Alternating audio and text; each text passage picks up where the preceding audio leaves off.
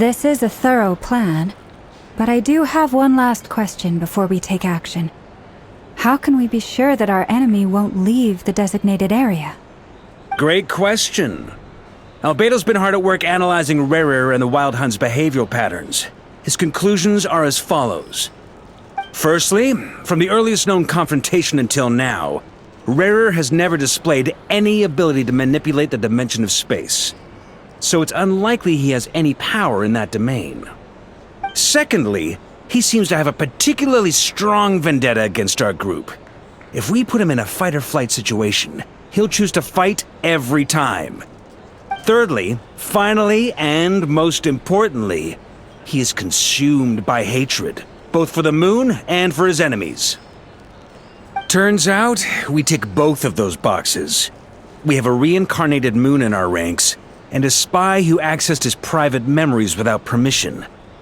He'll be baying for blood, not looking to escape. As someone who's had their fair share of interactions with the Wild Hunt, those all seem like valid observations to me. Understood. Then I will defer to the verdict of the group. Well, everyone, that's the plan in full detail. Albedo and Durin are carrying out their part as we speak. Plan approved. Scheduling. Okay, any firepower you need, I got you covered. Let's light this baby up. The Frost Moon Scions are behind you as well. And the rest of you?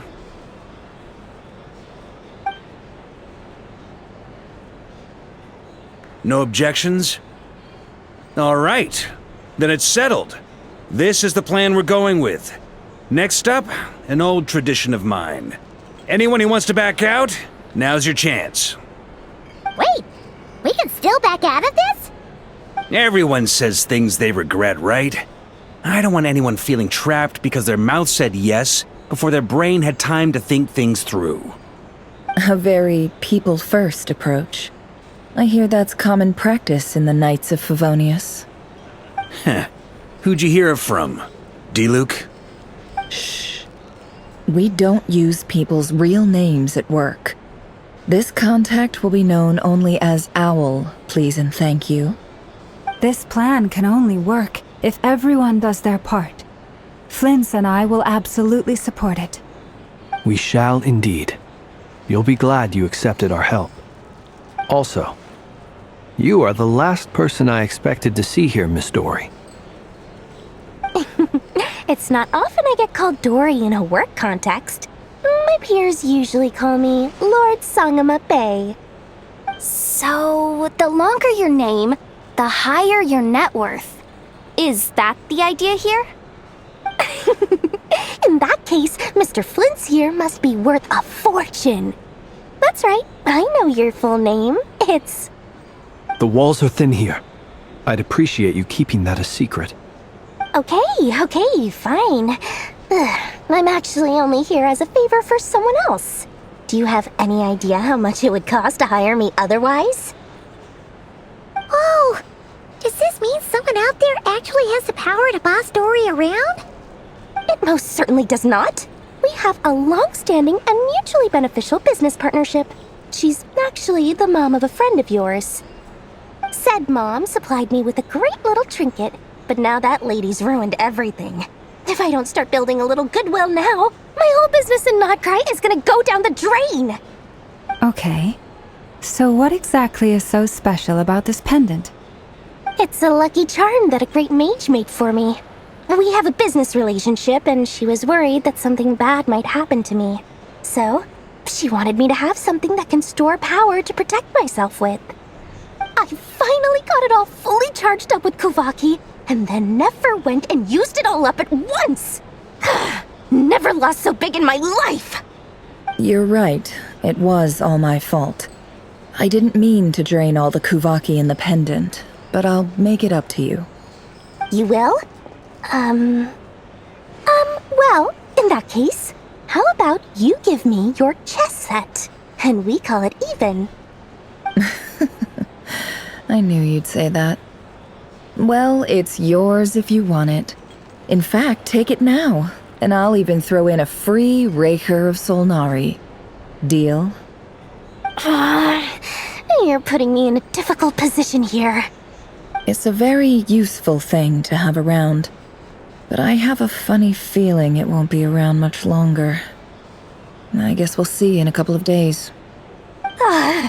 Looks like bankruptcy for me. Hey, don't be so pessimistic. See this through and you never know. You might find a new business opportunity on the other side.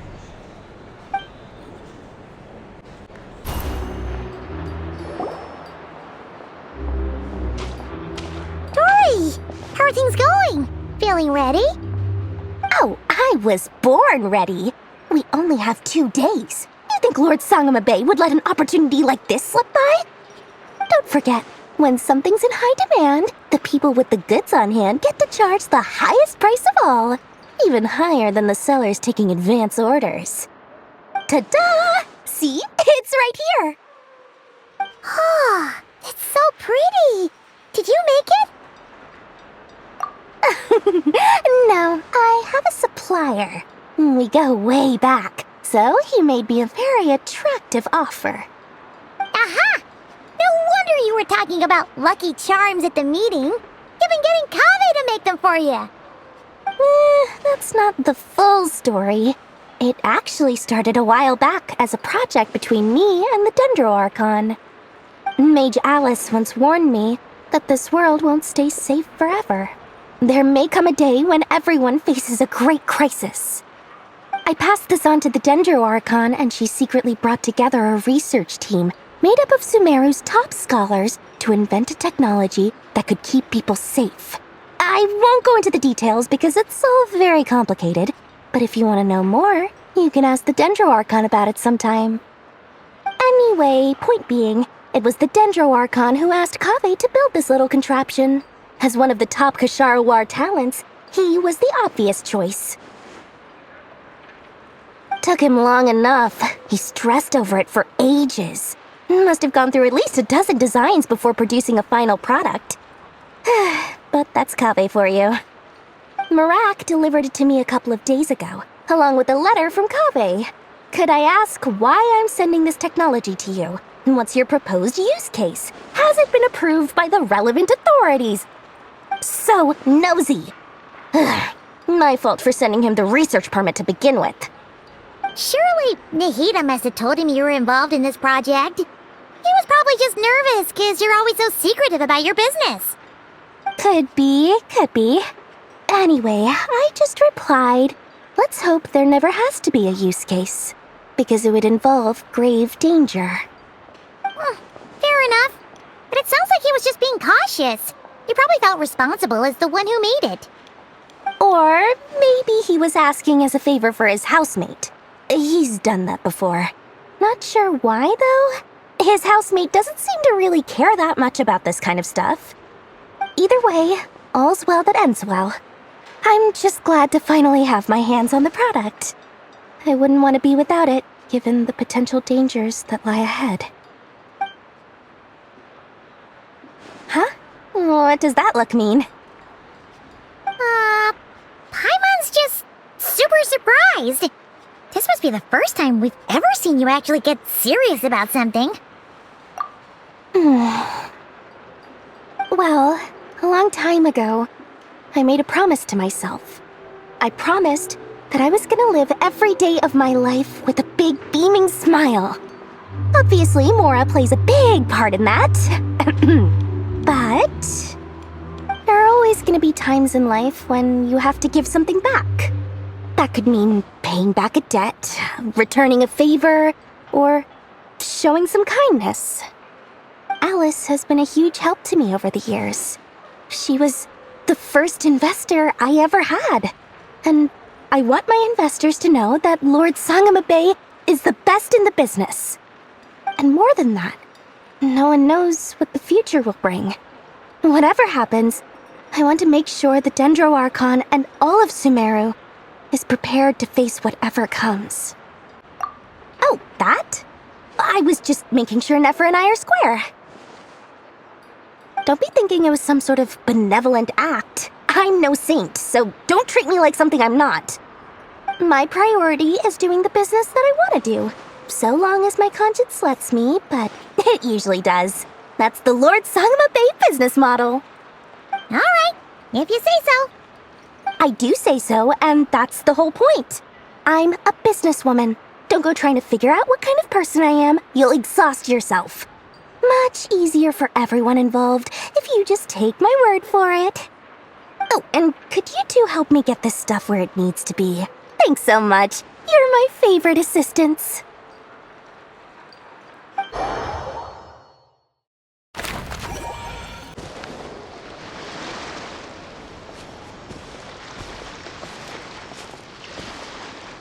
Traveler, Paimon, it's good to see you. Everything going smoothly over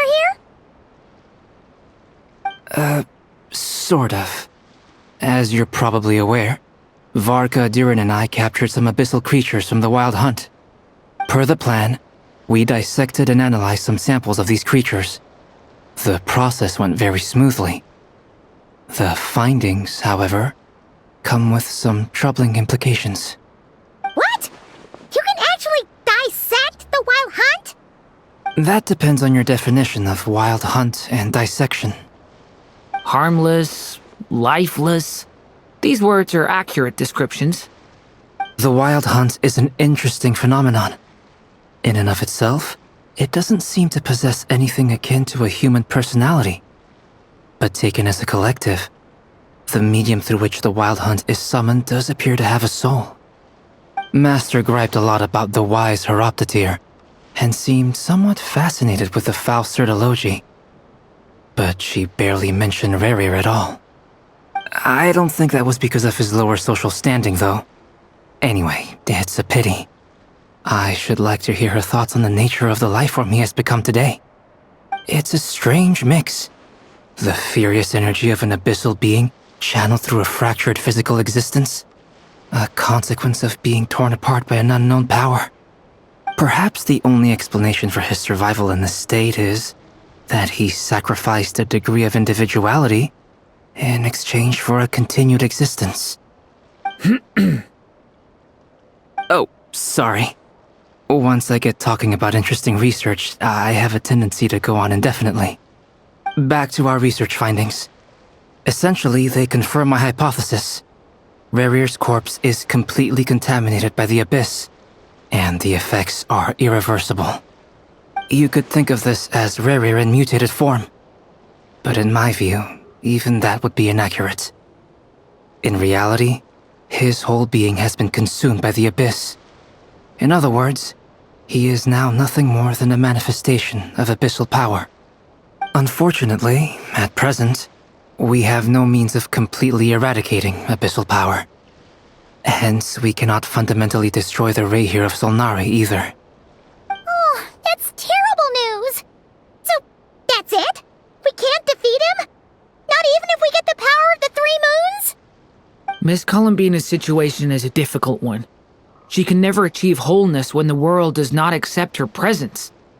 It's as if her creator banished her to a place she can never be accepted. It means she spends most of her energy just on her own survival. Given the circumstances, it's only natural to despair. But we must see this plan through to the end. Time to kick off the backup plan. Oh, Paimon almost forgot! This is for you. Dory asked us to bring it. Ah, how wonderful. Well, thank you for making the trip. Durin and I will be heading off shortly. I'm sorry I won't be there to protect you in person this time. Please be careful. All right then. Stay safe.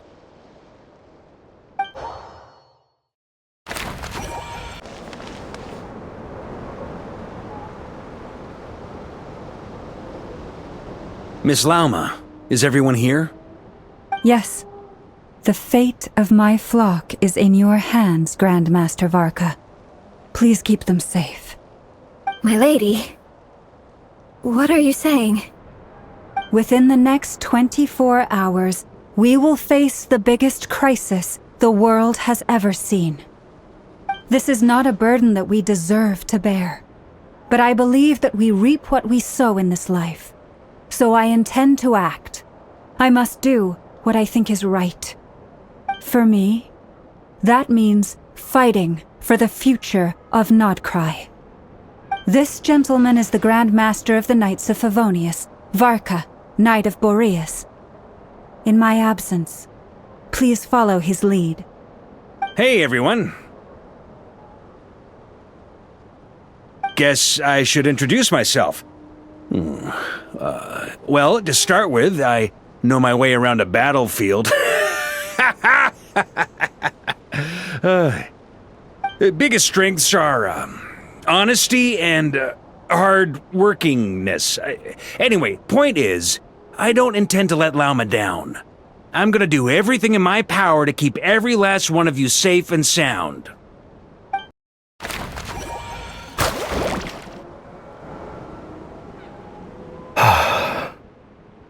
Something on your mind? Miss Columbina, was it? I believe that's how the others addressed you.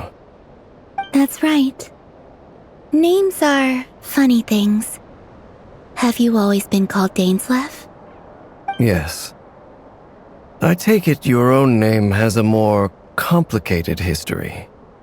I have a different relationship with names than other people. To be honest, I'm not even sure that Columbina is my name.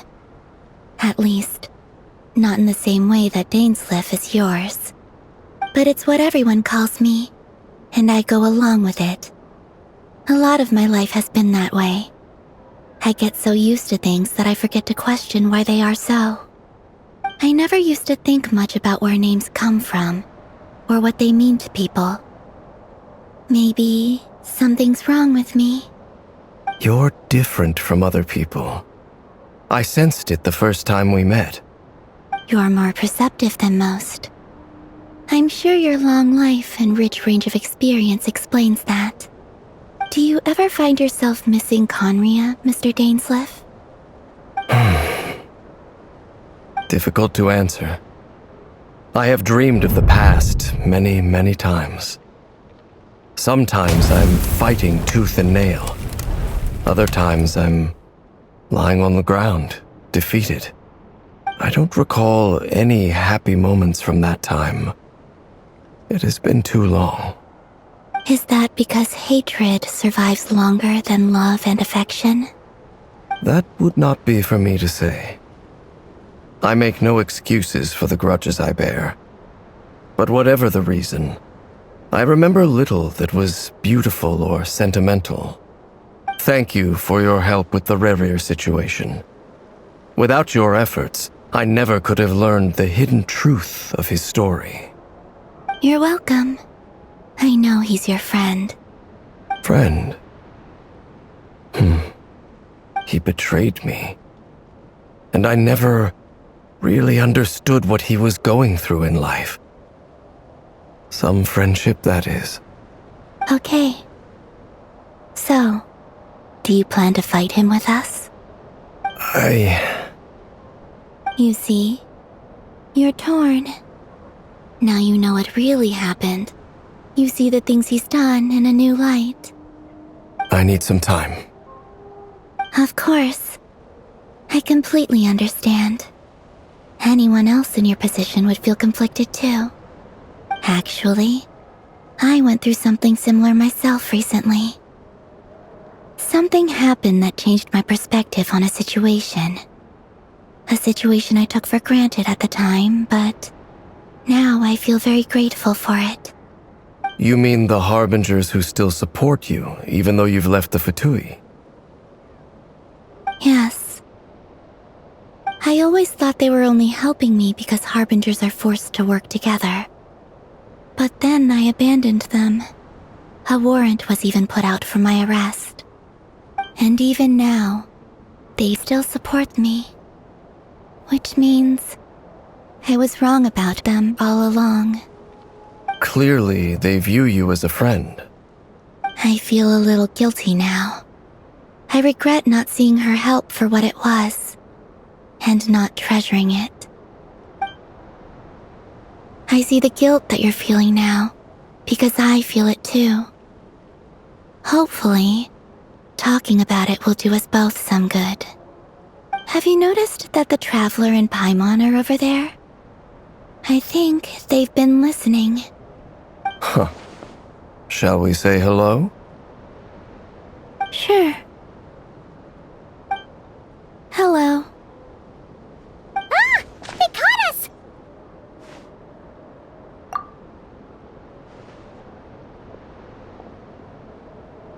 I apologize for making you worry. No doubt you wish to know where I stand on the plan to take down the Recher of Solnari. I'm afraid I need a little time, but I will seriously consider joining you. You will? Oh, thank you so much! Everyone will be so grateful to hear that! They needn't be. This was something that I was going to have to face up to eventually. That doesn't matter to them. They're grateful to you regardless. You can't control their gratitude, so just accept it.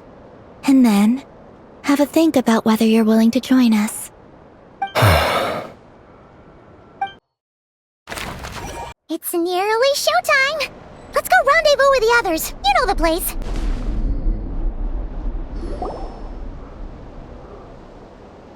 Ah, you're earlier than I expected. Hey, Flint's! Been waiting here long? Not too long. I came a little early so I'd have some time to think. Are you nervous about the battle? Quite the opposite. I'm reminiscing on my past battles. When I was awakened by the Ratniki, I had not touched a weapon in many years. I felt like the battlefield was not where I belonged. But after waging war against the Wild Hunt for so long, I came to realize something. A life of absolute peace is simply not a possibility for me. My restless flame indicates that somewhere inside of me, there is a deep yearning to root out the evil in this world. Oh, that doesn't sound like such a bad thing. Well, in the past, when I was a Fae whose primary concern was hibernation, it was hardly ideal. But it certainly serves me well here in the present. And I am delighted to be able to join forces with you in this endeavor. Looks like I'm not the first to arrive. Ah, Miss Lauma. Did you sleep okay last night? I struggled to settle down at first, because of the nerves. But don't worry. I got enough sleep in the end. I'll be just fine. Please, I'm just doing my part.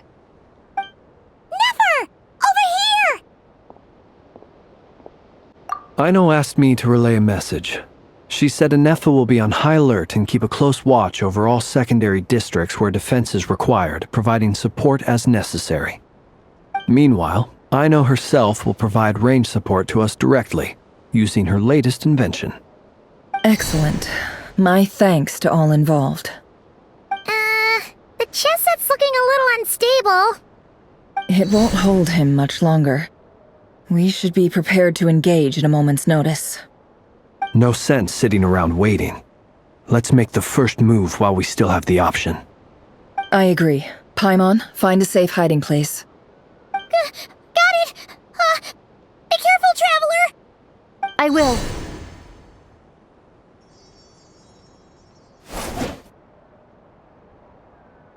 Everyone, take your positions as soon as the battle starts.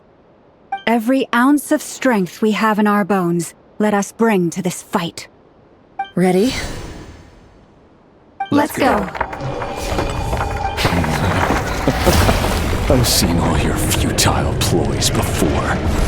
You have become the authors of your own demise. I wouldn't be so sure about that. You are merely a moment of sport before I tear down the moon. Let me help you guys. Moonlight! It began with the moon, and so shall it end. The moon will protect you. Do you see now? From here, when will it be as you foretold? Your foul spirit is not welcome here. Moonlight, your little game of heroics is over. Who wants to go first? Now, Get out of my sight! No! We've been separated. You okay? Nefer, where are the others? Stuck outside the barrier. I guess he really doesn't like us. I told you before, knowing too much is always a death sentence. Be careful what you wish for. Lauma! Can you hear me? Silence! Voices are gone. But at least I know they're still there. I need to focus. To the plan. Remember my most important task. Just stalling him. If I can stall him for long enough, the moment will come. I've got this. The shield's broken. I can't keep this up. Don't push your luck. Curses. There's no other way.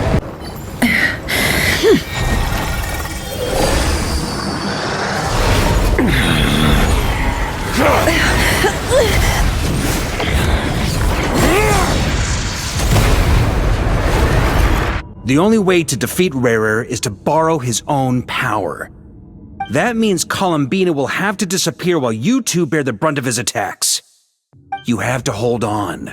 Find a way to keep him focused on killing the two of you. Nefer! Your eyes are bleeding. Soon you will be powerless to resist. And then, I will reduce you to dust. But that dust will plague your memories.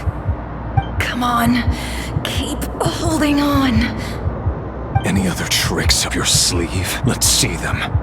As entertaining as they are, you've backed yourself into a corner. You don't fool me.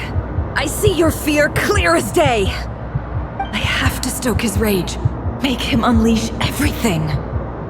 You fear what you could never defeat. You fear the thought of never being able to save your beloved. You cannot win the fight against fate, Rarir. Is that what you think? Well, now it's your turn to feel afraid! You fear the sound of your own name? Is it us you hate?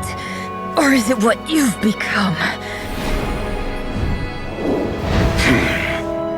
Let's see what becomes of you!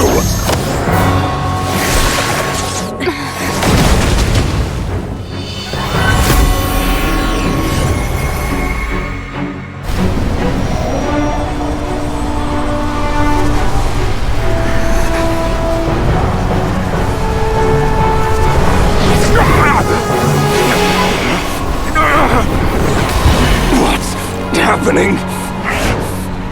That power... I've seen it before!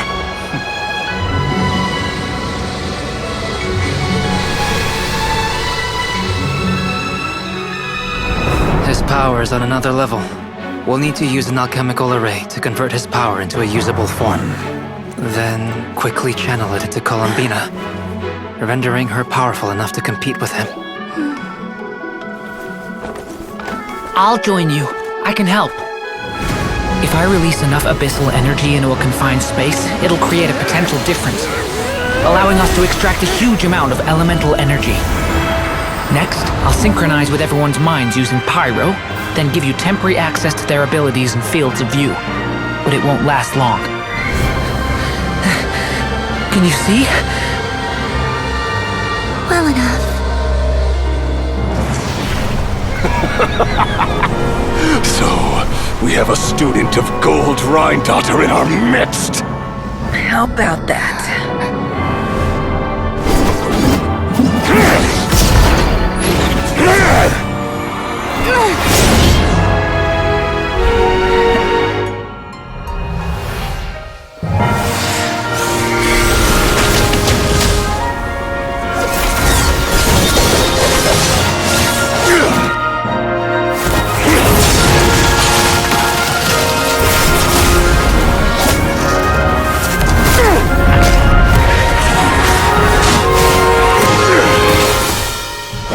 You use my own power against me? Just like how you stole Kuvaki. Look familiar?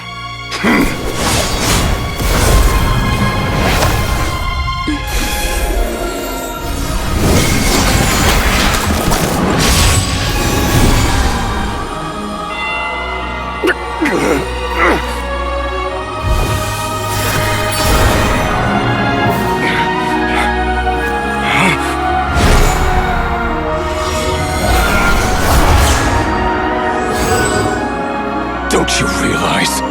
You don't have the power to hold that gate open! I don't, but someone else does.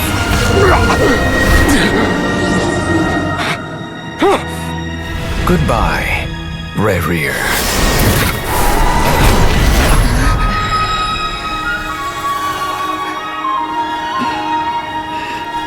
We won.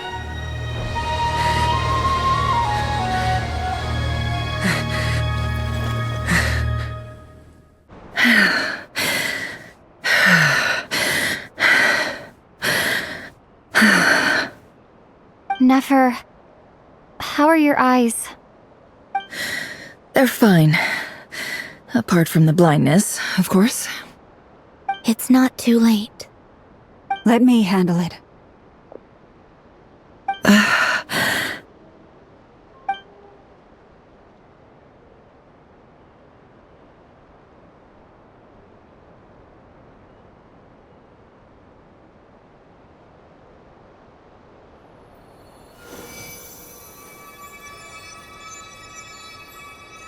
Miss Nefer, it's not like you to lose your composure. That was the most reckless thing I've ever seen you do. Reckless how? The situation was critical. Our lives were at stake. We had to do something. Even so. Okay. I guess you're right. Under the circumstances, it was a wise decision. You traded your eyes for an incredible victory.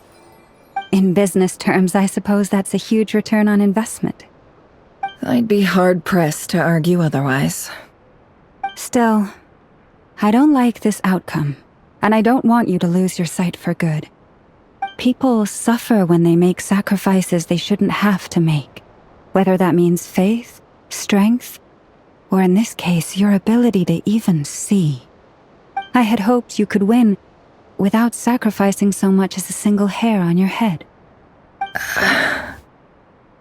Thank you. Really. All done. Don't try and open your eyes just yet. We'll see how you're doing in a couple of days. Until then, please follow your recovery plan to the letter. I'll send full details through Yehoda. For now, just get yourself home, relax, and rest. My dear friends, we have fought bravely and achieved a spectacular victory. A dark cloud has been lifted from the skies of Krai. All in this land will be grateful for what you have done. The moon will remember this day. Thank you both.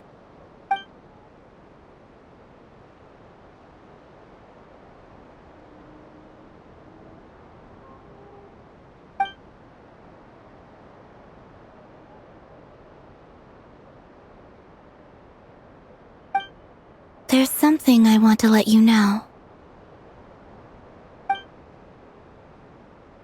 What is it? When Durin connected everyone's minds so I could access their powers, I also felt everything they felt. And since Nefer's eyes were injured, my eyes are hurting now too.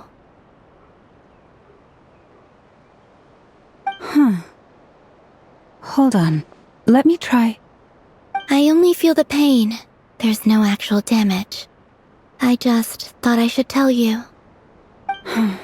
You're right. There's no damage. That's a relief. But I must say, I'm surprised to hear the Kutar share something like this with me. In the past, you never used to open up about yourself. Things are a little different now from how they were. I'm learning to share how I truly feel with my friends. Friends? You have no idea how glad I am to hear that.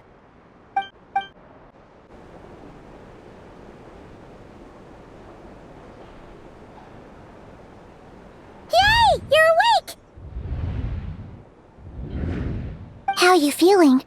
Any aches and pains? Did you sleep well? I'm doing all right, Paimon. No need to worry about me. Phew! Well, that's good. Paimon's been sitting on the edge of the bed worrying about you for ages. You slept a whole day and night. Poor Paimon had to eat all by her lonesome. Glad to hear you didn't starve. How is the food? Well, it wasn't the same without you there to share it. Honestly, Paimon just can't relax when you're not your usual self. She couldn't enjoy the food and settle down to sleep. Well, I'm back to normal now. Oh yeah, and Albedo swung by earlier. He said to tell you to head to the tavern when you woke up.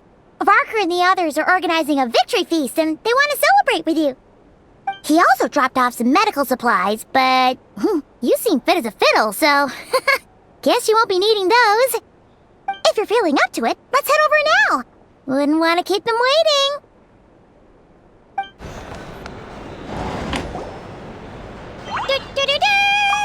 We're here! Oh, Traveler and Paimon! Perfect timing! We were literally just saying how there's no way we're holding this victory feast without you any longer, and we would have postponed it till tomorrow. How are you feeling today? Much better, thanks. Don't worry about me. Relieved to hear it. If that changes, just let me know. Happy to check you over at any time.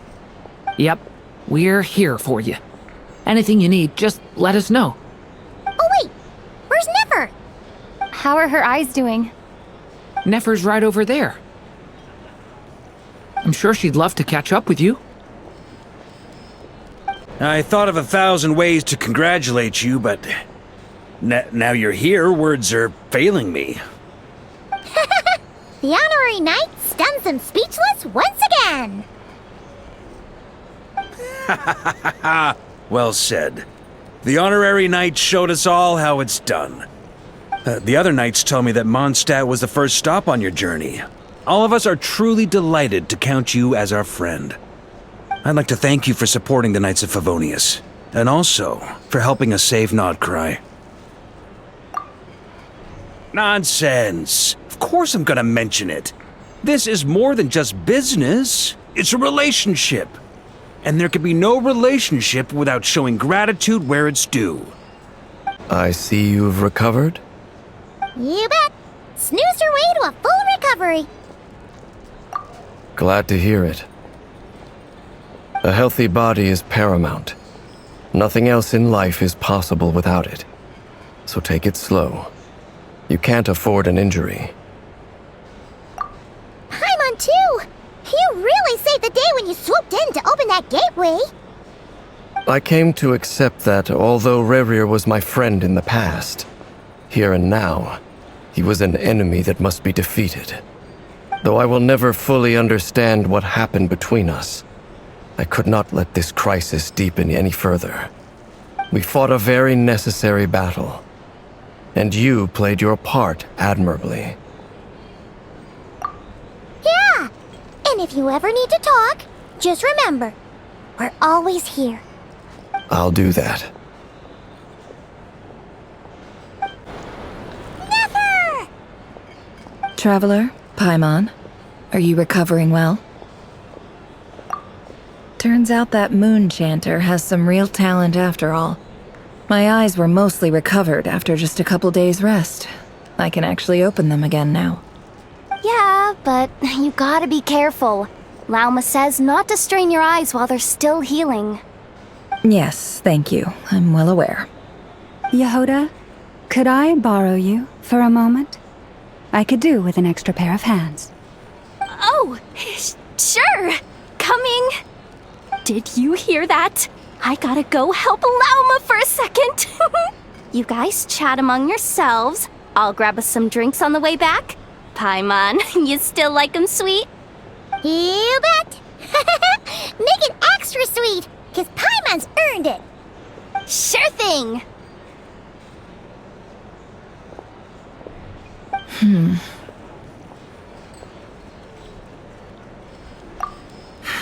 The Raker of Solnari. Kind of a snake, don't you think? No, definitely a snake. A poisonous one who spewed his venomous hatred everywhere. Anyone who seeks revenge out of hatred for other people has become a snake. That's something my dad used to say. Perhaps. I'm sure it sounds like a very wise and open-hearted perspective to your ears. But me? I think hatred is a perfectly justifiable emotion. What else is left when everything you depended on in life gets stripped away? Something's gotta fuel that drive to keep on living. If you're worried about me, you can nip that in the bud. I'm not someone who gets stuck in the past. It's just... I suddenly feel like I was wrong to call my father a liar. He was just a fool. That's why the academia turned their back on him, and why the other tribes ganged up on him. Oh, Father. How much better things could have been if you were a skilled liar. Look at the Ibis King. Thoth is a fiendishly cunning liar. And yet, strangely, he feels more like a father to me than my real dad ever was. He's never brought it up, but I'd bet he feels the same way.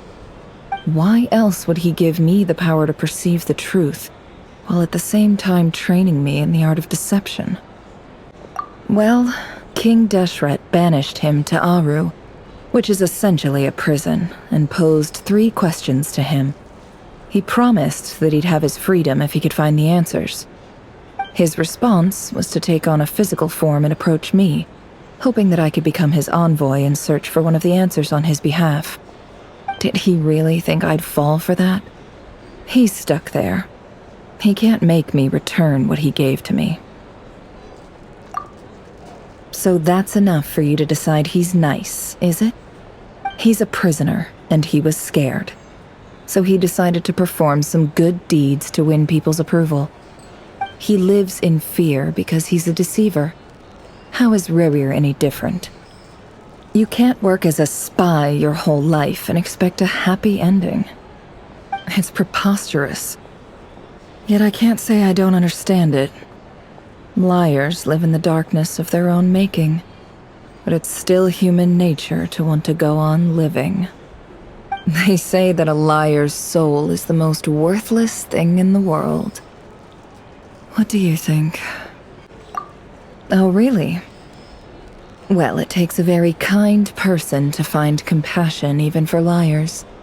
If you ask me, the soul of a liar really is worth nothing, because all they care about is themselves. For example, when something good falls into my lap, I don't go sharing the news around.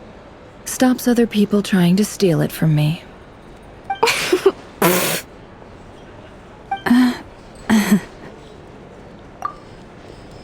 So be it. They have sharp ears. I can't keep anything from them. Wow, is that what it looks like? Well, you all know my past now, and I can't simply eliminate everyone who knows too much. So I guess I just have to put up with you, for the foreseeable future at least. When you find yourself in a situation you can't control, the safest play is to keep calm and start monitoring everyone involved like a hawk. In the intelligence world, you need to have a sense of perspective and play your hand accordingly. If you understand what's at stake, please ensure my secret is safe with you. I trust you'll respect my wishes as a friend. But don't forget, I will also be watching you like a hawk. Very good. Oh, wait! Now that the panic's over and we've all calmed down, Paimon suddenly remembered something. After all that build-up, our mystery ally never showed up even once!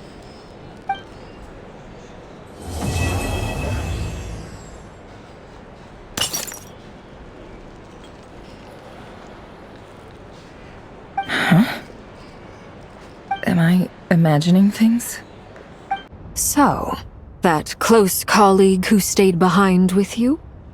What's he been up to recently? Don't know, don't care.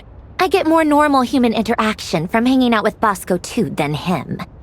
Although, now you mention it, he hasn't bothered me in a while. I wonder if... If he's disappeared without a trace, it's the biggest gift he ever gave to the world. But I somehow doubt that's what's going on. He won't lie low forever. So we'd better stay on guard.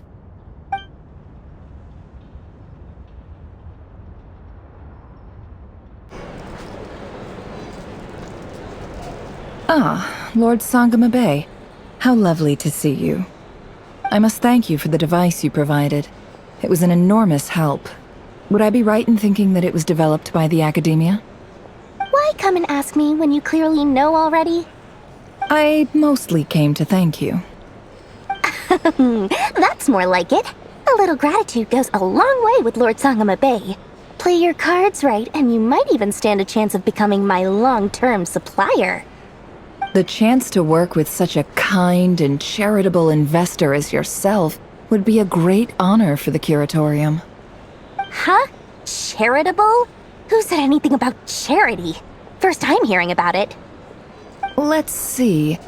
The first plot of land you purchased in Krai, your desert interests, and... Stop!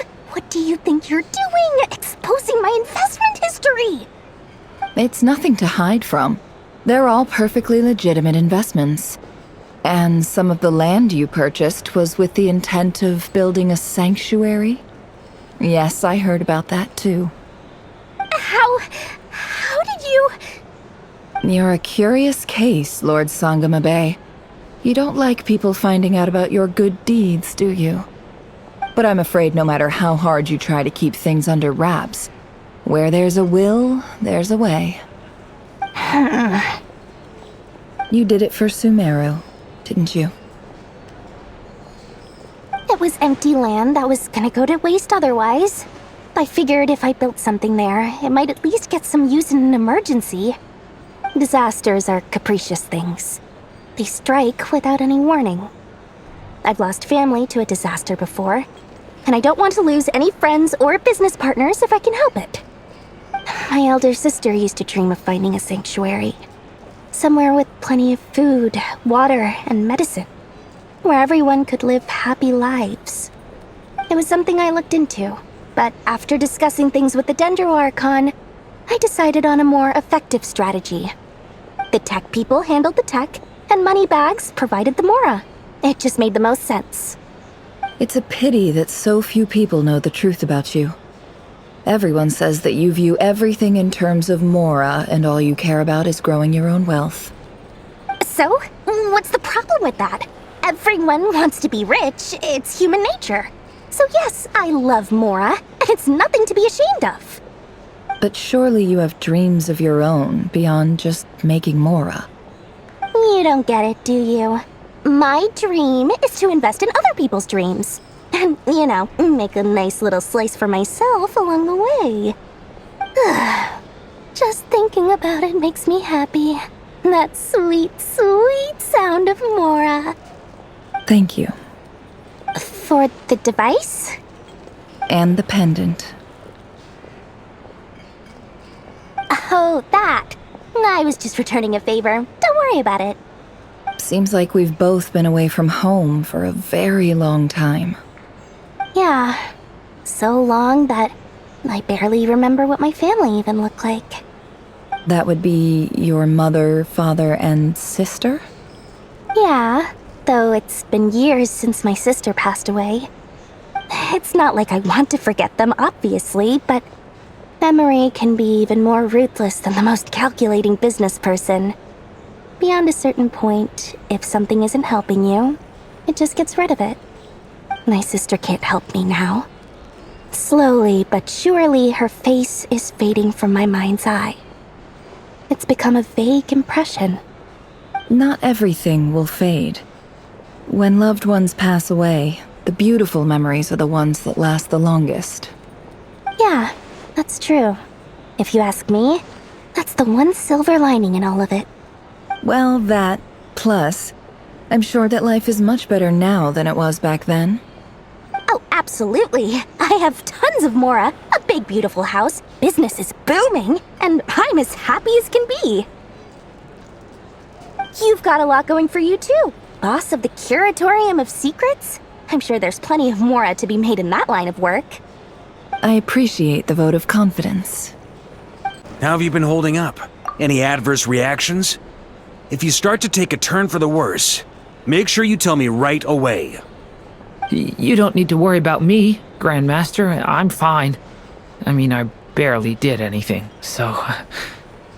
What? You're too humble, young man.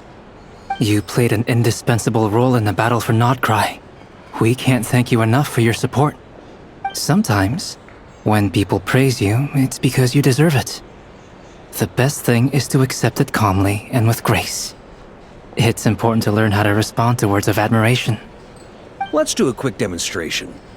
Albedo, that was an incredible feat of alchemy. The pressure was on, but you worked flawlessly at lightning speed to get the job done. Thank you. I can't take all the credit, though. Durin played a big part in forming the alchemical array. See? Did you catch that? A masterclass in how to take a compliment. Okay, yeah. I did work pretty hard to help prepare for the battle. No point denying that. Hey, you guys! Hey, look who's bounced back. Looking good, traveler. Seems like you've recovered. You won't need to take any more medication. Can I get you a drink? Huh? You know how to order at a bar now? You've sure learned a lot recently. Handling a drinks order is ridiculously simple compared to alchemy. Don't worry, I'll blend into society yet. Paimon believes it. You're clearly a fast learner, just like your brother. To be totally honest though, Paimon didn't quite follow all the details when you first explained the plan to us. Don't worry, that's completely understandable. Unless you're a student of alchemy, it's hard to grasp the principle and how the process works. To put it in the simplest terms, we saw how our enemy stole the power of Kuvaki. And that gave us the idea of stealing his power to turn it against him. When facing an enemy you have no hope of defeating, it's best not to engage them in battle. So, instead of looking for a way to overpower him, we decided to help Columbina get strong enough to at least stand up to him in a fight. For this to work, we had to analyze his modes of attack, confirm who his main target was, and make sure that he wouldn't go beyond the range of the alchemical array. For added security, we prepared a total of 4 arrays. But to mitigate the impact of the battle, we identified one location in particular as the ideal spot, which is where the confrontation took place. The alchemical array absorbed his abyssal power. Then Durin processed it to render it usable by Columbina. That power enabled her to do what would otherwise have been nigh on impossible.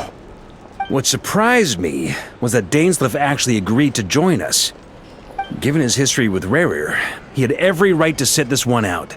But we're extremely grateful for the decision he made. It must have been a painful choice to make.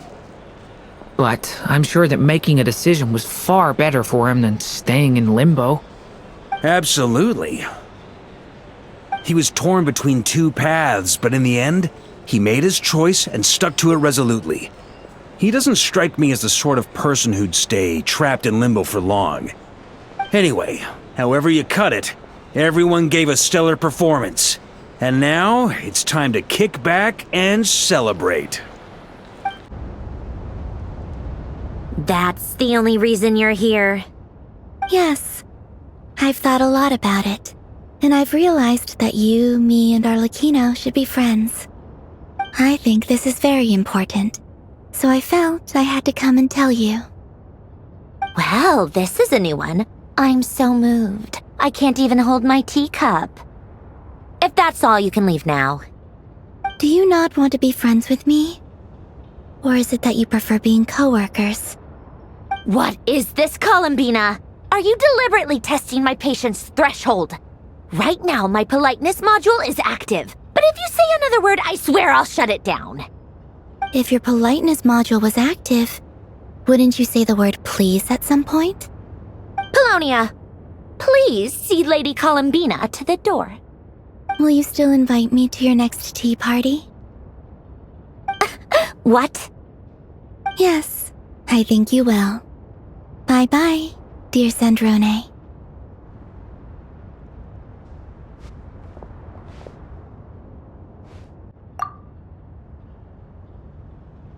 Last time the Wild Hunt escorted you out. Would you rather I handled it myself this time? We just wanted to, see how you were doing now that it's all over. Why?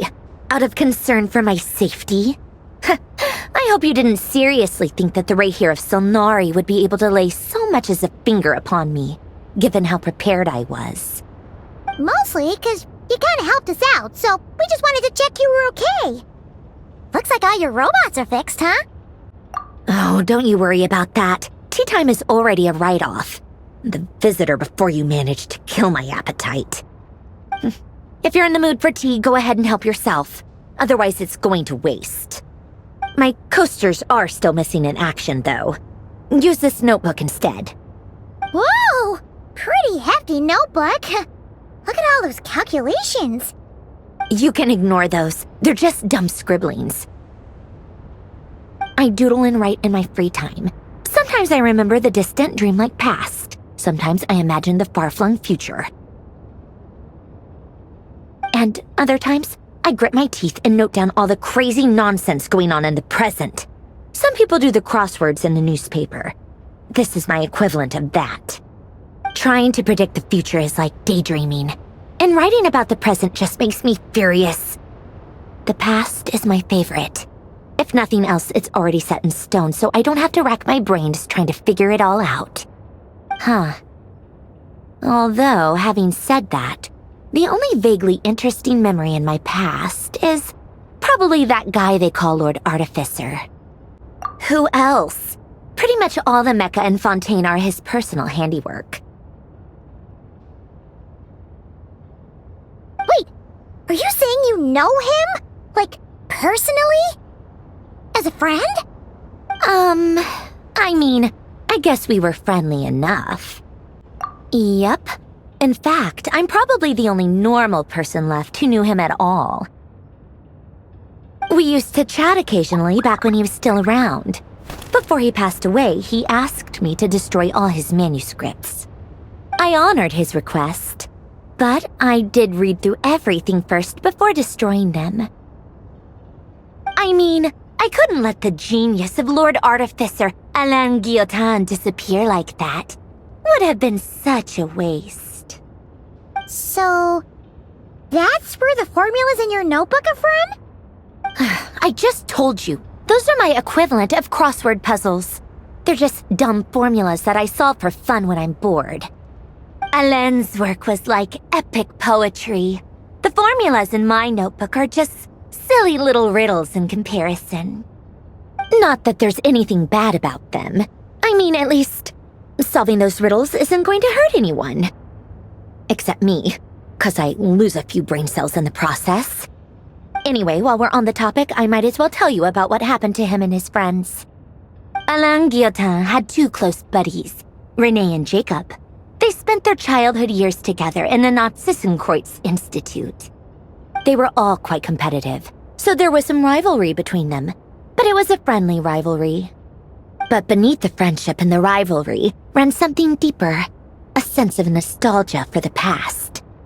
Unfortunately, childhood would end, the prophecy would come true, the apocalypse would arrive, and the future would never be. A mad dream that would normally only capture the minds of lunatics began to take root in their hearts. A dream of saving the world. And if Renee and Alain had been people of lesser wits, that dream would probably have ended up as something for them to joke about in their older years. But alas, they were some of the sharpest minds around. They nurtured that dream with the full power of their intellect, and it grew into something that ate away at their souls. The first of them to fall under its spell was Renee. Against Alain's wishes, he persisted in experimenting on a mutual friend of theirs to try and save their life. Alain did not approve and parted ways with Renee. It's complicated. Alain wanted to believe that Renee only did what he did for the sake of their friendship. But when he told me about what happened, I could tell he still had some suspicions about Renee's motives. Perhaps the seed that would grow into a nightmare had already sprouted in Renee's mind. Even then. The next time they met, Renee's soul had been completely engulfed by the dream of salvation. His futile attempt to change the tide of fate only resulted in a wave that swallowed up the world, even before the apocalypse came. And although that wave died down eventually, I hear that it just recently came back with a vengeance.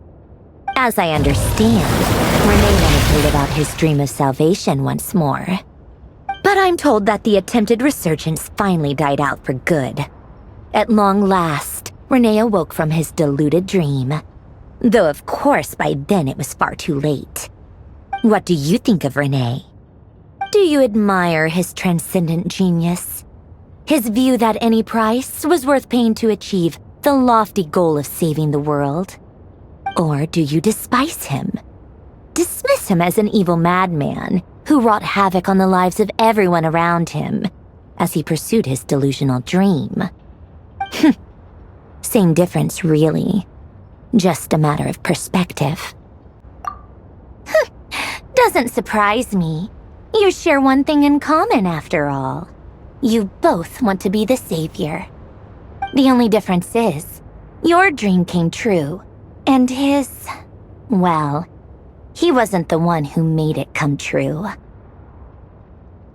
I don't like fanatics who give up their whole lives for their ideology. Nor do I like fools who let their delusions take control. Maybe I could understand if Renee had just been an ordinary person. But he had a sage-like intellect, and still managed to get himself lost in the labyrinth of his own desires. Anyway, that's enough about Renee. Now, moving on to Alain Guillotin, the Lord Artificer. He managed to put a stop to the first storm whipped up by Renee. But after that, Alain lost his friends and family. To his credit, I suppose, the loss of his family and friends was purely a tragic accident. It's not like Alain sacrificed them for his cause or anything. After that, the only thing supporting his work was the same dream that had dragged his closest friend down to the abyss. But although the desire to save Fontaine drove him to found the Fontaine Research Institute, Alain continued to reject any form of transcendental knowledge or power. He was suspicious and fearful of it, having seen the way it had affected his closest friend. I think that formulas and machines derived solely from human intellect were the only thing that gave him a sense of spiritual comfort. Yet Alain's intellect was simply too great. It barely left him space to breathe in his lifetime. Once he realized that the end of his life was approaching, he finally accepted the truth. The Nazissenkreuz Institute needed someone, and a human being, to see its story through to the end. He quit working on his formulas, trading them in for the fairy tales that had played such a formative role in his childhood, but which he barely touched in his adult life. He told me that the director of the Nazissenkreuz Institute used to read those fairy tales to the children as bedtime stories. Apparently, they worked wonders at sending kids off to sleep. I think that all he wanted at that time in his life was to be able to sleep deeply without being plagued by depression. By that point, nothing else really mattered. At the very end, he laid down to rest in the ruins of the former Nazissenkreuz Institute orphanage, while the Fontaine Research Institute he had founded continued tirelessly with its work. Many years after that, tensions over competing dreams would once again cause a rift, this time between members of the Fontaine Research Institute. But the actions of those fools had nothing at all to do with Alain. And that is the story of two people from the Nazissenkreuz Institute who both wanted to save the world. One went all in on his fantasy of salvation without ever looking back, and ended up calmly sinking to the bottom of the deepest sea. The other sought desperately to burn bright in his life, even though he wasn't sure where he was going. I do sometimes wonder, why is it that people like them have such grand hopes of saving the world? Even the grandest tree starts as a tiny seed. So perhaps, for each of them, their mission to save the world began with a very simple desire: to save themselves. They were young children with friends and family who mattered to them, desires to explore the meaning of life, ambitions to have a successful career.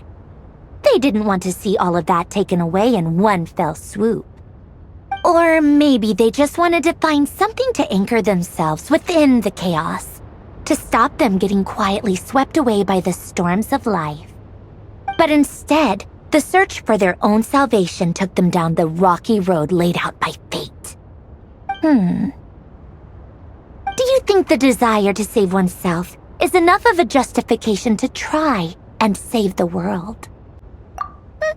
The way you said that sounded just like Alain. I asked him the same question back when he was in his prime, putting all of his energy into his work. He gave the exact same answer as you did. No elaboration, just a quick short answer before getting right back to his work. He was always that way. All right, tea time's over. I owe Arlecchino a favor for telling me these stories. I'll have to bring a whole sack of gifts the next time I visit the House of the Hearth. I'm gonna go tinker with Polonia now. You guys can do whatever you want, as long as it doesn't involve interrupting me. Polonia, exit hibernation mode. Begin diagnostics. Thank you for waiting. I finished checking your adventurer handbook. Here are your commission rewards. We have no other urgent commissions on the books at present. Thank you for all your hard work lately. Perhaps you two could consider taking a vacation. Amazing! Paimon never thought we'd end up having downtime in Krai. Things were pretty hectic when we first got here. Everywhere you looked, it was either the Wild Hunt causing chaos or the Vatui stirring up trouble. It felt like this whole region was one giant slime in a barrel, ready to go boom at any moment. Sure have. Things were looking pretty dicey, but in the end, we managed to turn it around. Whoa! Paimon just got deja vu! Oh, that's right. It's because we've done this like a million times now. Yes. Are you two aware that the Moon Prayer Night is soon to take place? Oh, yeah! Llama told us that was coming up soon. Wait, why do you mention it, though? Do people in Nasha Town celebrate it, too? Paimon thought it was just for moon goddess worshippers. You're partially right. Most people in Nasha Town just see the festival as an opportunity to do business. They do not concern themselves with the religious element. The festival was first celebrated by the Frost Moon Scions. On this day, they would wear moon prayer blossoms and celebrate the birth of the moon goddess through song and dance. They would also prepare food and handicrafts and give them as gifts to others. Over time, it became Nod Krai's most lively festival. Oh, sounds like fun! Great! Well, in the meantime, since Catherine doesn't have any commissions for us, let's focus on some personal business instead. When we first got here, you mentioned that this was where your spaceship landed? We didn't get to follow up on it at the time, because we got wrapped up in that whole rare situation, but now we can finally start investigating it properly. Well, there's a saying Paimon's heard around these parts, which goes, if you lift up a rock, you'll find something you weren't looking for. By that logic, you'll never find what you're looking for while you're searching, but the moment you stop looking, it'll jump right out at you. Could be worth a try though, right? Anyway, Paimon suggests we focus on other stuff we want to do for now, and just keep an ear out for spaceship-related intel as we go.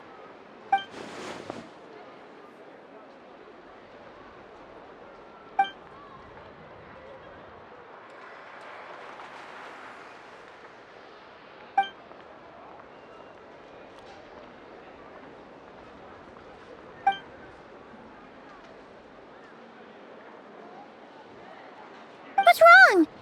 She looks super serious all of a sudden. Huh? Paimon gets why you'd be concerned about Columbina, but what does the doctor have to do with anything?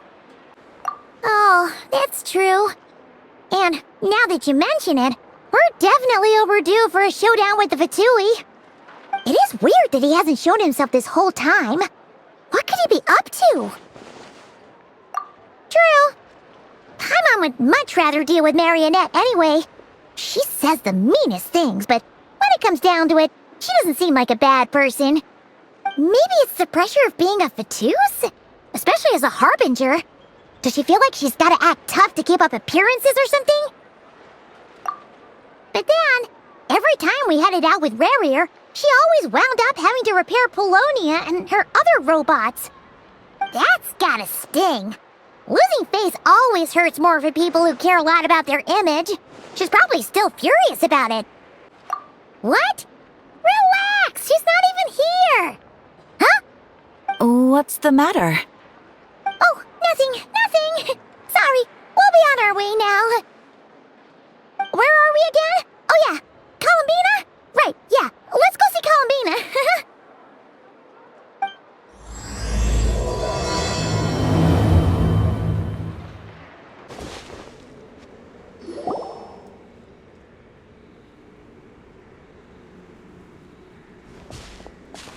Hey, she's sitting up! Is me sitting here a rare sight?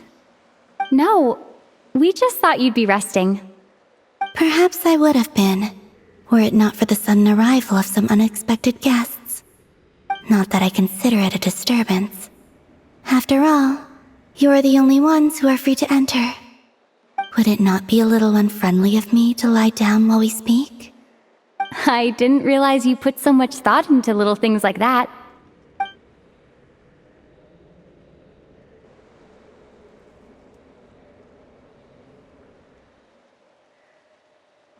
Only sometimes. There have been moments lately where I think about you and your companions. They are warm, mysterious, and cozy memories. Very few of my past memories are anything like that. They say that travelers return home bearing bags full of souvenirs. But my luggage was empty, and I believed it would stay that way. Return home? So, you're still planning on returning to the moon? Yes. This planet continues to reject me, reminding me that I do not belong here. If I remain in Teyvat, there will come a day that I disintegrate. And I don't mean reduced to dust, or turned into food for the flowers. I mean, I will cease to exist entirely. Alright then. Well, we're sure gonna miss you. But it sounds like we'll have to say goodbye. How do you intend to return? The moon prayer night is soon to arrive. On that day, the moon will be closest to Teyvat. The Kuvaki in this land will reach its peak at that time. I merely need to grasp the tide, and with relatively little effort. Oh, Paimon gets it! It'll work like a slingshot! You make it sound like she's gonna get blasted up to the moon. If I did that, I suspect I would crash into the false sky. I will be using a much gentler approach. But I do like the analogy. It's fun. You see? She gets Paimon's sense of humor. In the blink of an eye, the time has come to part ways. It does feel that way, doesn't it? Time seems to fly fastest when you are enjoying it. I have always thought of myself as a wanderer on this earth, and it has never expressed any desire to keep me here. Yet, just as I plan to depart, it tugs at my arm. Is this a gesture of affection? Or is the world mocking me? Oh. Were you hoping I can answer that? Yes. You are a traveler, so you must have a lot of experience in this area. Then, what I would say is, enjoy the moment. That's right! Don't is happiness and joy is joy. The point is to enjoy it, not analyze it. I see. Then what I would say is, even though I am very tired right now, I am still happy. I can't tell from the tone of your voice. Oh, really? You don't think I sound happy? I'm just kidding. I could tell you were in a good mood today from the moment we saw you. Ah, a joke. Albeit not a funny one. Anyway, I assume you're here about you-know-what. Give me your hand. Actually, it's not that. There's something else we wanted to discuss with you. Oh, then do you still want to give me your hand? Or not? Sure.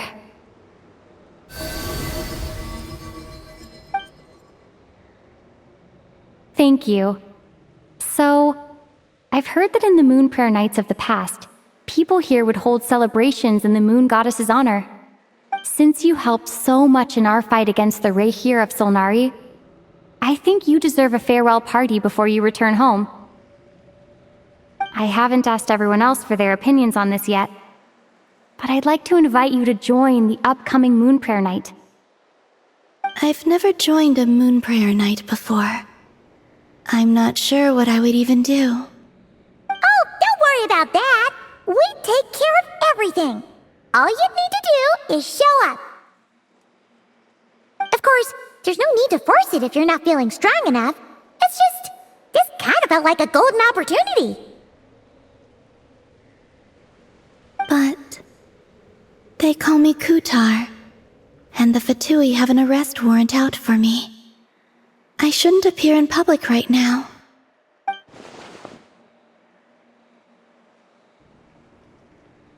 I'll make it work. You have my word. Yeah, we got your back. Well, she does. Paimon's actually not too sure what she's planning. All right, if you're sure. I will not refuse your invitation. I suppose it wouldn't hurt to pack a few more sights from this world into my suitcase before finally learning what my homeland looks like. Oh, if you see Lauma, please tell her that my answer to the question she asked me is neither yes nor no. Rather, it is, there is no need. That was kinda cryptic, but sure. Guess it's between the two of you. We'll pass along the message. Bye for now!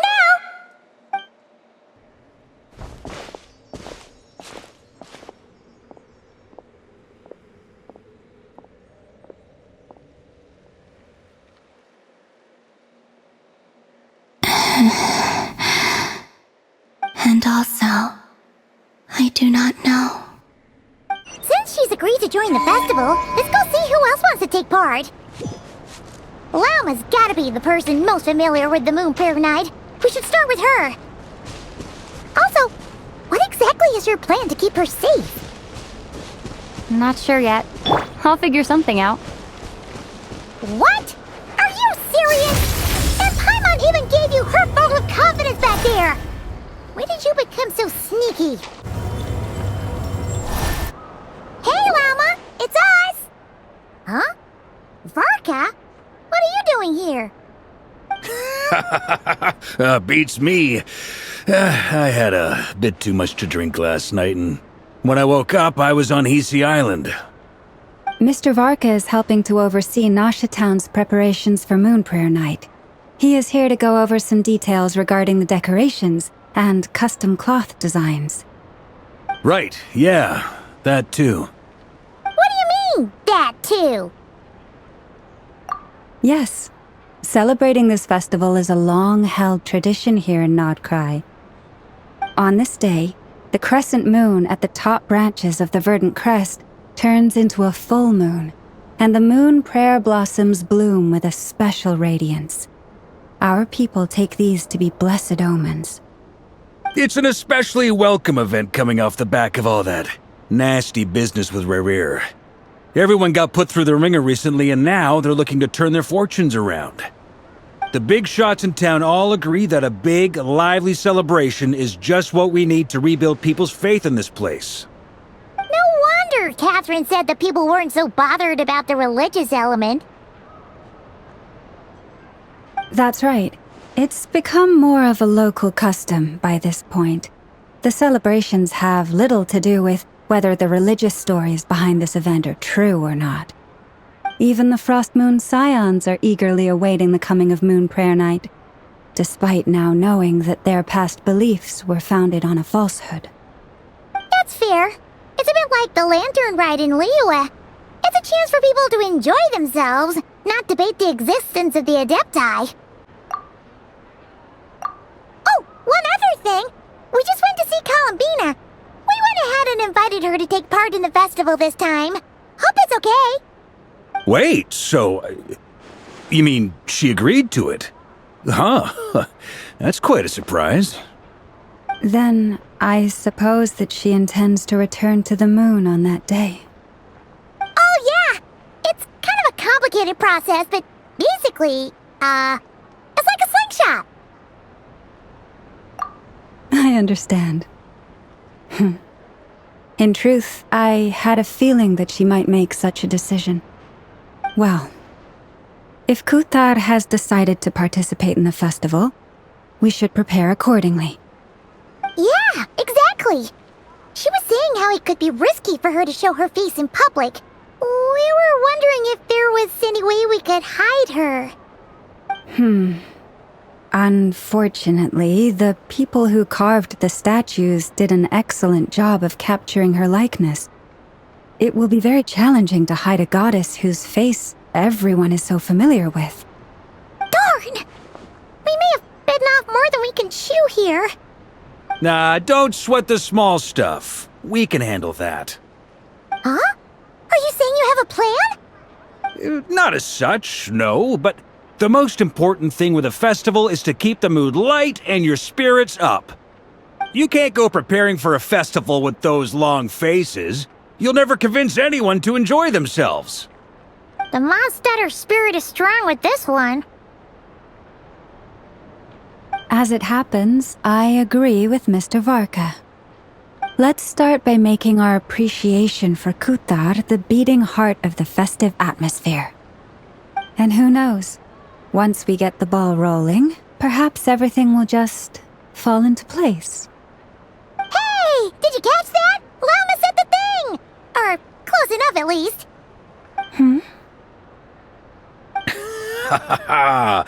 I'm looking forward to the Moon Prayer Night already. We have a festival in Mondstadt called Windbloom, and you can always tell which couples are celebrating it for their first time by the smiles on their faces. Big, beaming smiles like their whole face is glowing. And I have a feeling we'll get to see that same smile on the Moon Goddess's face at this festival. Not quite the same, surely. Anyway, I'll take care of business in the city, but I'll have to leave the decor up to you and the Frost Moon Scions. No one else can capture that traditional aesthetic quite like you guys. But lastly, there's the final key element that brings the festival to life. Companionship. Before you leave, let me show you something that we've been preparing. Mr. Varka had asked to see it already, so you may as well tag along. Also, I have some further questions about Kuthar's decision. Huh! What's this? They sure look like they're having fun. I believe so. Kuhenki seem very skilled at playing drums like these, although I'm not sure where they learned it from. Maybe it's an innate talent? In their eyes, they're probably just playing with toys.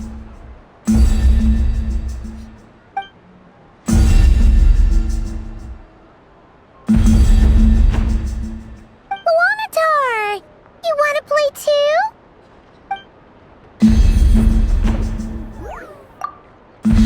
Yeah. She looks more confused than anything. Maybe we can teach her next time if we get the chance. Moon veils. We hang them from buildings in the city during the festival.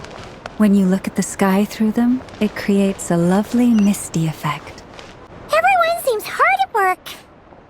They are preparing items for Moon Prayer Night. For instance, the sculpture being made over here, Mr. Varka and I were just finalizing the details of where it will be placed. Ah, there she is. I didn't know the finished article would be so large. Not to worry, though. All the necessary arrangements have been made. Just let me know once it's ready, and I'll get some people to ship it over. You have my thanks. And over here, we are preparing a very traditional confection. Oh, look at all these colors! It looks great! Can Paimon try one? Of course. I have a feeling you'll like it a lot. You bet! Sweets and treats are Paimon's favorite! If you included those in the Feast of the Moon, I bet Paimon would have joined the Frost Moon Scions by now. There will also be verdant crests like this present in Nasha Town during the festival. The timing of Moon Prayer Night is not completely set in advance. We make a rough estimate, then observe the changes in the verdant crests and moon prayer blossoms to guide us. As such, the wait itself is a fun feature of this particular festival.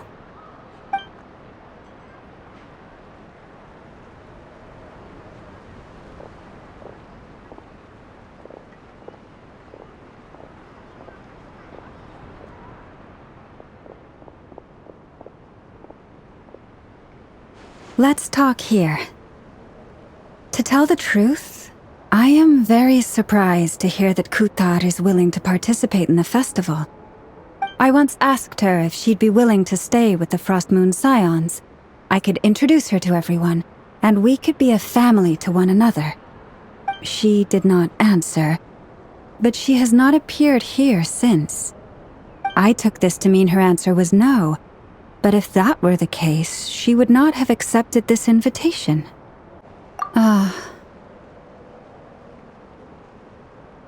I see. Maybe she is right. Maybe the Frost Moon Scions of today no longer need a moon goddess. But my wish was not for her to come here and be worshipped as a deity. I simply wanted to offer her a place to stay.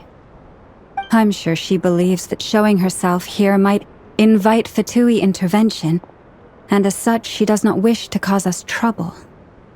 But what really pains me about all this is that this is her birthplace. She ought to belong here, yet no one has been able to grant her shelter. I think I'm qualified to weigh in here. When someone's about to depart on a long trip, what they need is blessings, not burdens. We should wish her the best, not make the journey harder than it already is. Anyway, she's agreed to attend, hasn't she? All we need to do is simply respect her decision.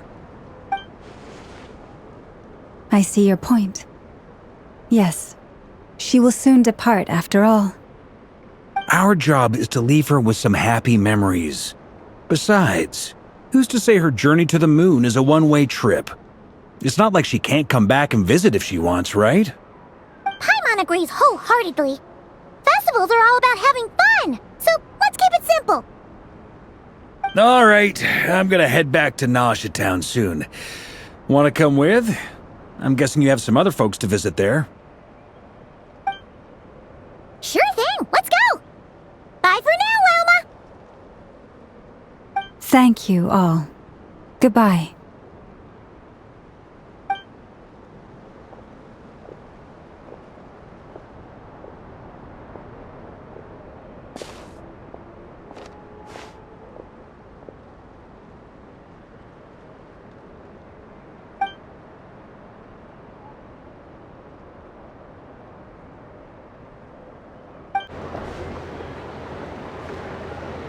Huh? Hey, over there! It's Duran and Albedo with Flints!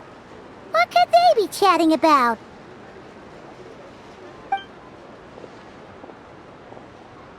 Your guess is as good as mine. Ah, Grand Master, and the Traveler and Paimon. Hello there. It's been a while. Perfect. We have some new volunteers for our investigation. Wait, let me guess. The righteous Lightkeepers are finally ready to hunt down the Abyssal Dragon? Yes, that too. Yeah, right. Oh, wait. Why does everyone keep saying that too? Well, to be precise, the facts match, but not the causality. Wait, so I guessed right? Half right. Don't act so impressed with yourself. Maybe I can explain. We ran into Mr. Flint's north of Nasha Town.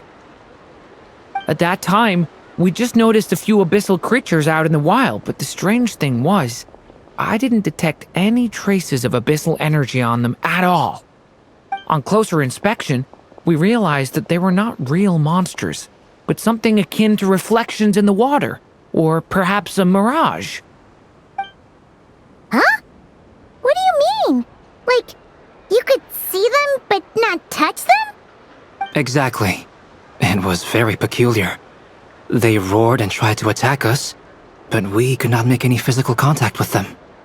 I think I've heard of things like that happening in Krai before, but I don't know much about it. Yes, it's a known phenomenon. Mirage-like illusions tend to appear in Krai in the run-up to Moonprayer Night. From a distance, they appear quite real. I myself thought that Misters Durin and Albedo were locked in battle with abyssal monsters when I first arrived. But after sharing intel and investigating a little further, we can confirm that these illusions are harmless. There is no great cause for concern. All the Mirage stories I've heard are either animals, rocks, or small houses. Abyssal monsters, though? That's a first. It's a first for me, too. So I'm planning to look into it further just to be on the safe side. I intend to inspect a few more locations. What about you two? Any plans? Alice contacted me a few days ago. She'd like me and Durin to assist her with an experiment. But we lost contact shortly after receiving the message. I'm sure that comes as no surprise to anyone familiar with her. We don't know when the wind will blow, yet when the wind blows, we will know. That, in a nutshell, describes how Alice operates. Yeah, that tracks. Okay. Well, I suggest we investigate this Mirage business in the meantime. It's piqued my curiosity, and I'm pretty sure I know someone who will already be 10 steps ahead of us. Well said. Right? Whatever's happening in Krai, she always seems to be the first one to know. Let's go see what she knows. We can invite her and her staff to the festival while we're at it.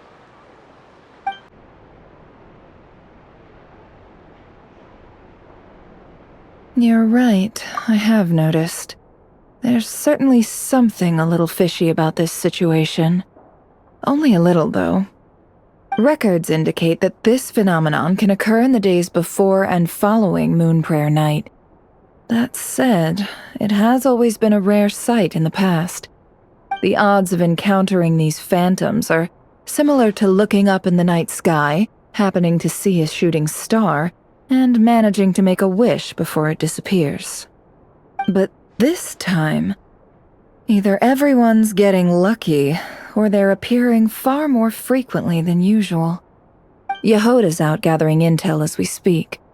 In the meantime, let me check off some points of interest. First, the Abyss. The ones we saw seem to be abyssal monsters. Indeed. But we have identified one location where many more of them have made an appearance. And not just monsters, but human phantoms, too. Given the scale and nature of the phantoms, it's almost as if someone's last memories are coming to life. Or perhaps the memories of multiple people. Oh. So you mean the phantom monsters are hunting down the phantom humans? Exactly. The phantoms can interact with each other, but we have no means of intervening. In addition, some of the human phantoms would seem to be from the very distant past. This is clear both from the clothing they wear and the stories they tell. They claim to be from Hyperborea, a name which I've heard from Lauma before.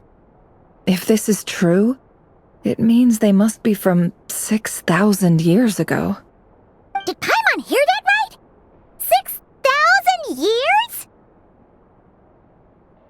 It sounds like this merits further exploration. That'd be a big help. I'll leave it with you, Albedo. My knowledge of ancient history is non-existent. I used to doze off every time the pre-Knights of Favonius era came up in class.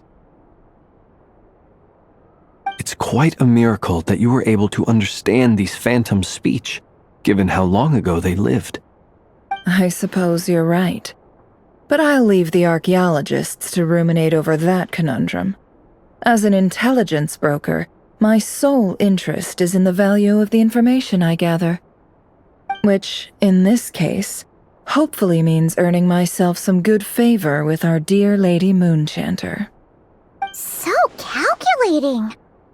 Whew, this intel broker logic always catches Paimon by surprise. Sounds to me like we could split the work up. I think the abyssal phenomenon is best left to Albedo, Flint's, and me. Agreed. It coincides with my duty as a lightkeeper. For my part, I'd like to understand the abyss better. Even a little knowledge would go a long way. This is certainly a rare opportunity to study the abyss. But even rarer, perhaps, is the chance to make contact with the ancients. The Curatorium will take the lead on investigating the Hyperboreans. We put in the work to learn what we know so far. It seems only fair that we get some quantity of exclusive intel. That just leaves our trusty team of 2 unassigned. Since you became an honorary knight, of course. This was part of my grand plan all along. Ha ha ha! Oh yeah! By the way, we managed to convince Columbina to come to the Moon Prayer Night celebrations. Would you and Yehoda like to join too? She agreed to that? Huh. Quite an achievement. Never underestimate the traveler, I guess. I'd be happy to join. No point shutting myself inside when the streets are all decked out. I doubt any clients will be visiting during the festival in any case. And Yehoda loves a party, so I'm sure she'll jump at the opportunity. No! No! No! No! No! No! No! No! No! No! Way to contradict me in front of... Wait! No, that's not what I have bad news, boss! So many people. Alright, everyone inside! Quick!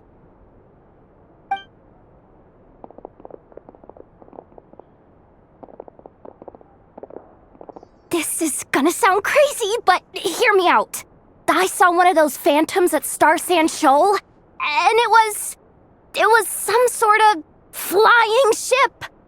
Like a spaceship?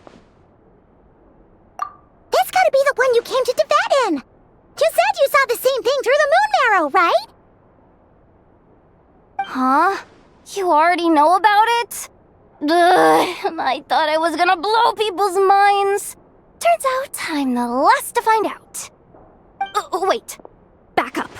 You came here in a spaceship? Now my mind is blown! What's it like on the inside? Was it like flying through space? I want to know everything! Yep, exactly. Huge discovery. You're the best. Second best intel broker in the world. After your boss, of course. Wow. Really? Well, I don't know if I'm all that, but... I guess that decides where we're heading next. Come on, don't look at me like that.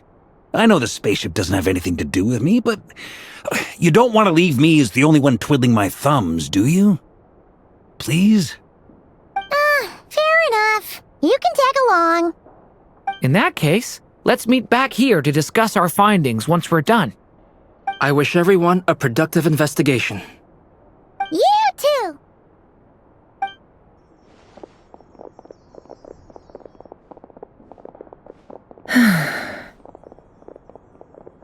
What's up, boss? Aren't we gonna head out? Tell me, Yehoda, when did the Curatorium start giving out intel for free? Oh, sorry, boss! We can't unshare information any more than water spilled on sand can be put back in the bucket. I'll just have to balance the books some other way. Please, boss. There's gotta be another way. Who knows? Depending on what they find, maybe this will work in our favor.